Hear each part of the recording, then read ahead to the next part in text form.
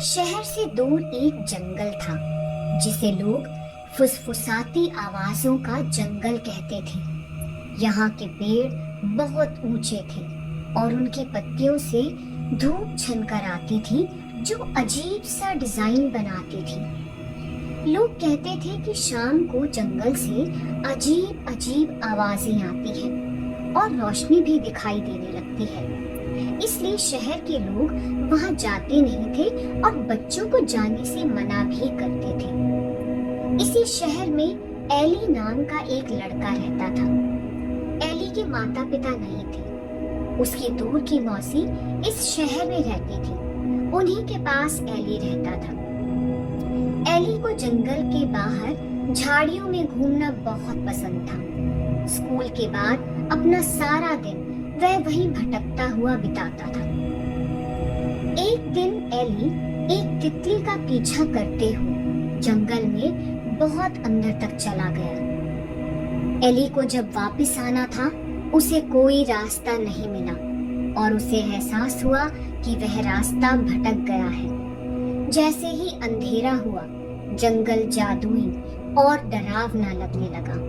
हवा में एक चमकीली लहर दिखने लगी। एली ने डर के मारे आवाज लगाई, कोई है? लेकिन एली को केवल अपनी ही आवाज की गूंज सुनाई दी। तभी उसे घंटियों की आवाज सुनाई देने लगी। वह घंटियों की उस आवाज के पीछे चलने लगा और जल्दी ही एक ऐसी जगह पर पहुंचा जहां चांद की रोशनी फैली हुई थी। उस बड़ी सी जगह पर एली को एक अनोखा जानवर दिखा। उसका शरीर अलग अलग रंगों का बना था। शरीर में अलग अलग रंगों की रोशनियां तैर रही थीं। आंखों में बहुत समझदारी दिख रही थी। इस जानवर के सिर पर सींग थे और उन सींगों में चमकते हुए फूल और छोटी घंटियां लगी हुई थी। यह जानवर थी इस जंगल की पवित्र आत्मा मायरा। मायरा ने एली से पूछा, तुम यहाँ क्यों आए हो बच्चे? एली ने बताया, मैं भटक गया था। मायरा ने मुस्कुराकर कहा, यह जंगल जादू से भरा है, लेकिन जो इसे नहीं जानते उनके लिए यह खतरनाक हो सकता है। जल्द ही अपने घर वापस जाओ, मैं तुम्हें रास्ता दिखाती हूँ।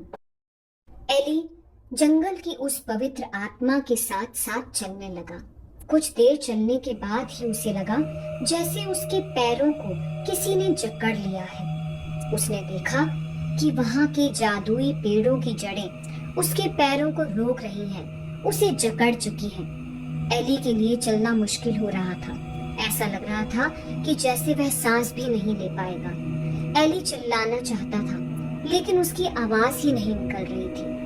एली बहुत डर चुका था।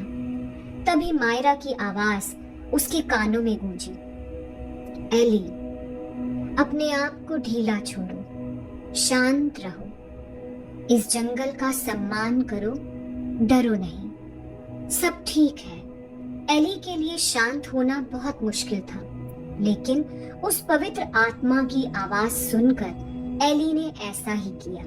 कुछ देर बाद एली को लगा कि उसके पैरों से जड़ों की पकड़ ढीली हो रही है और वह पूरी तरह से आजाद हो चुका है। अब एली मायरा के साथ साथ चलने लगा। एली को जंगल के राज दिखाई देने लगे, ऐसे फूल जो खुद से चमक रहे थे, रंग बिरंगी नदियां जो चमक रही थीं और गीत गा रही थीं, ऐसे पेड़ जो बातें कर रहे थे। एली का डर अब खत्म हो रहा था और उसे बहुत अच्छा लग रहा था। अचानक उसे एक गुप्त रास्ता दिखाई दिया जो चमकते हुए पत्थरों से बना है। मायरा ने कहा, यह जंगल का रास्ता है जो तुम्हारे घर तक तुम्हें पहुंचाएगा।